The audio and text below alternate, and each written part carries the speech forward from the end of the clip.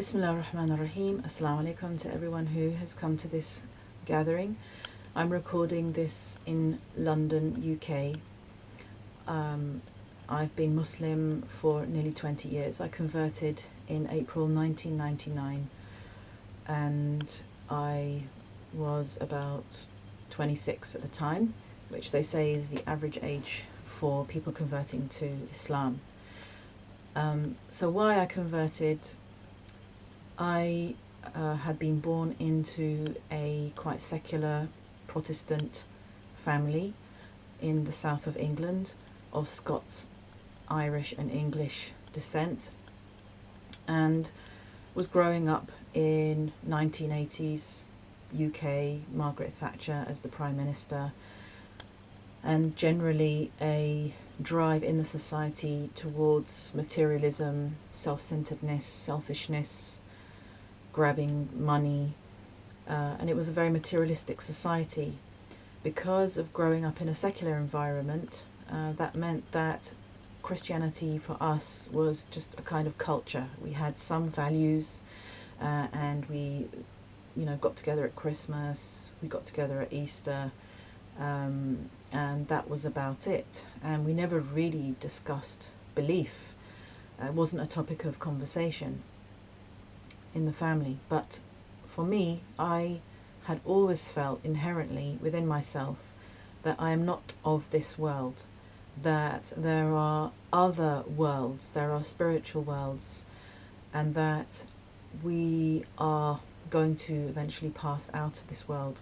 So we did go to church when I was younger, but stopped when I was about 12 or 13.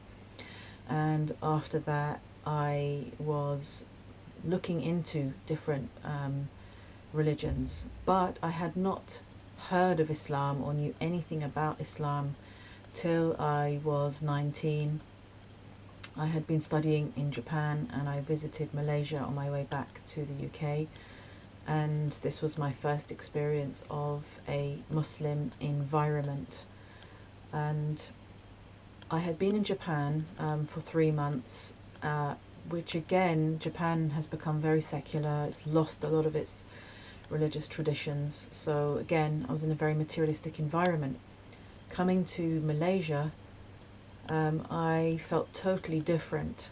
And this isn't just a journey of how you feel, it's many things that are happening on many different levels. What I feel overall in the West is that we have lost our roots of what it is to be a human being. We've lost a way of seeing, we've lost a way of being. The society has become very atomized. There are very high levels of divorce and family breakup, and there are no wisdom teachings. If you go to school, you go to school in order to learn a few subjects and to train in order to get a job. Next thing you know, you're having to go into a very systematized workforce. And actually, although there is meant to be freedom in the West, there is, in fact, a very specific culture that you have to fit into in order to be accepted. And a big part of that culture is drinking. And that is supposed to be the act of, kind of rebellion, freedom. And I never liked drinking. I wasn't interested in drinking. I never, I might have tasted it a couple of times when I was younger and I didn't like the taste of it. My mother didn't drink for health reasons, so I grew up in a non-drinking family. I was surrounded by people who were interested in spirituality, but again, the type of spirituality that was being explored back in the 90s was sort of bits here and there, a bit of Buddhism here, a bit of Hinduism there, some crystals and some incense and that kind of thing, and it just wasn't substantial enough for me. It didn't penetrate our being and our way of life. I was very impressed with Islam. I did make some Muslim friends in my early 20s, particularly one young woman who was about a year and a half older than me, We became very close, and what I liked about Islam was that it wasn't fashionable. It wasn't hip. It was orthodox. It was plain and simple and clean. And it taught me things that I had not been taught in my society, because my society has lost those values. Particularly, in the name of women being liberated, you're basically just chucked out there and you get on with it and you fight, alongside everybody else for your survival. Whereas in Islam, women are actually protected. And I know that might make people feel a little bit wary, because in the Victorian era, women were stifled and restricted in the name of being protected. But Islam is not like Victorian England. Women are valued for being scholars. They are valued for their spiritual merits. They are valued for holding family networks together. They are valued for their charitable work. They're valued for modesty. As you may have heard, women are not assessed, or shouldn't be assessed, according to their looks. Again, in the name of being free in Western society, women are psychologically manipulated into exploiting themselves and cheapening themselves, and are holding themselves out there in order to be scrutinized. The most private part of your being, your body, the private parts of your body, are being put out there for anybody to assess and scrutinize and judge. And I'm hearing that it's even worse now for generations coming up after me. I felt it coming on in the 1980s, 1990s.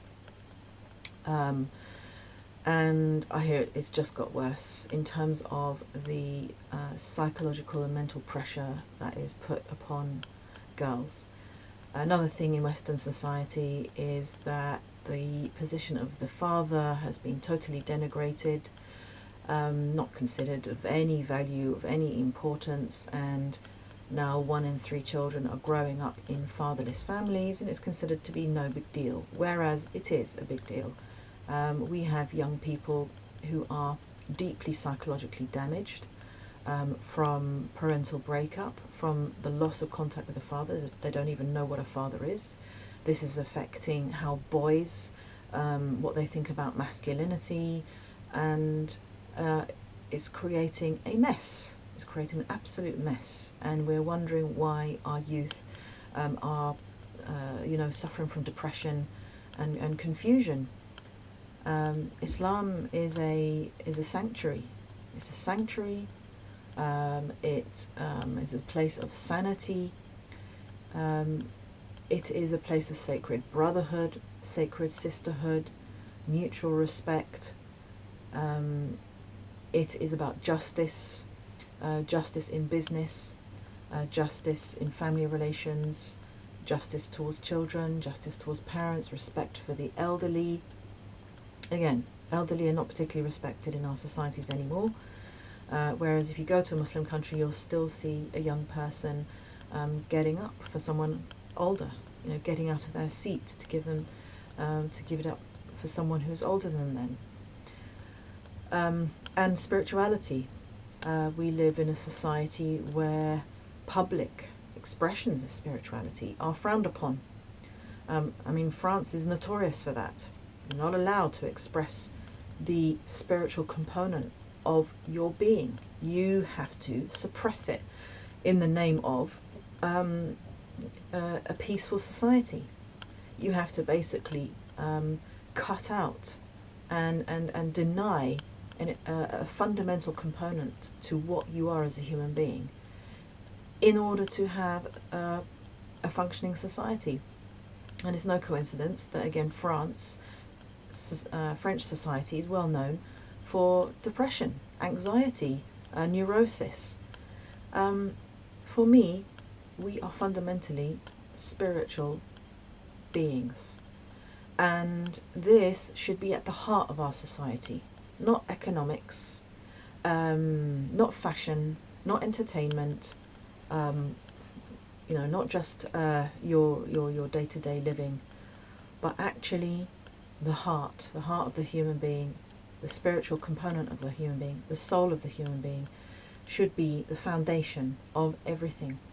And that foundation, the soul within ourselves, connects to that which is beyond the material world, to the spiritual levels of existence that ultimately culminate in the transcendent entity that is beyond all description, which is God, Allah, the deity, as that's a translation of.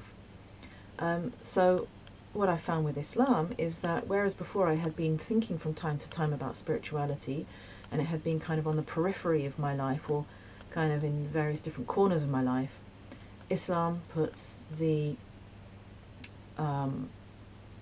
spiritual component, the divine, at the very center of your life, and then everything else radiates out from that. Or we could say, it's like pyramidal construction with Allah at the top, the deity at the top, and everything else comes in a hierarchy beneath that. And it makes sense. Allah is the ultimate reality. All other realities are lesser realities. And we are going to go back to return to that reality. Regarding life after death, which is a fundamental belief in Islam, there are so many anecdotes, so many accounts of how people have had encounters with those who have passed over into the next world, over to the other side. So many, from even from people who don't believe, even from people who are atheists. They have encountered people who have passed over to the other side, and I've heard this from people from all different backgrounds, including atheists. There is some kind of existence beyond this life. I've heard disembodied conversations talking in my ear about particular situations or particular people, and I have made investigations, and I have found out that these conversations that I heard related to specific events. We are interacting on the spiritual level all the time, sometimes without even knowing it. So overall, the worldview of Islam fitted with how I felt anyway. I've always struggled with the secular culture. I continue to struggle with it because, for me, it doesn't make sense. Obviously, those who don't believe in God will say that religion doesn't make sense and that the concept of God is illogical. Whereas I find that considering an existence, just this material existence, as the ultimate and only existence, for me, is just not logical. And to have to live according to that belief just seems absurd to me. I can't live an absurd life. We were given this life, it's a precious gift, and we have to do what we can with it, with the best, while we're here. I just want to say that it's given me peace. I have no regrets. It may not have been easy after converting, because number one, you automatically exclude yourself from a lot of job opportunities. If you're wearing a scarf or if you're a convert, that's a lot of job opportunities automatically denied you. And of course, friends, they may be concerned, or they feel that you're not who you are anymore, and they drop you. Same with certain family members. They all distance themselves from you. And you have to weigh up your priorities. If people are going to drop you, distance themselves from you, alienate you, because of the fact that you can't abide by the fake culture in which you've been brought up. If they're going to drop you because of that, then, unfortunately, they're not really worth it as people to know, very sadly. And so you continue on with your journey, and a path opens up. Allah gives you a family, a spiritual family. And there's so much in the world that needs to be done. So many people out there without families themselves, so many orphans. And a path has been opened up for me. I'm very grateful. I have thankfully been teaching, lecturing, presenting. I've been so busy since I converted. And there's so much that needs to be done. Justice needs to be fought for, campaigned for, because there's so much injustice in the world.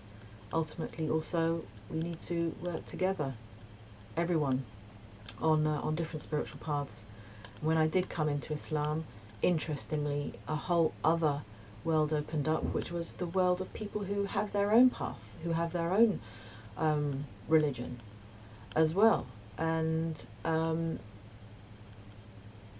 there have been beautiful opportunities for some good conversations, even with an uncle of mine who I'm grateful to God for having given me the opportunity of having a meaningful conversation with a great uncle who I'd never really met as a child, and met him at a funeral and had a conversation with him, found out he was a Christian, practicing Christian, and we had a good conversation about what's happened to our society, where is meaning, where is value, and after that he passed away. So I'm glad that we were able to have that conversation. So this is it. I'm continuing with my work. I'm continuing with my lectures, my research, my writing, my publishing, trying to help the next generations up, because I know what a struggle it is as a young person trying to make it in this world. And we all just do our best. So thank you for listening, and inshallah, hope to see you again. Assalamu alaikum. Peace be upon you.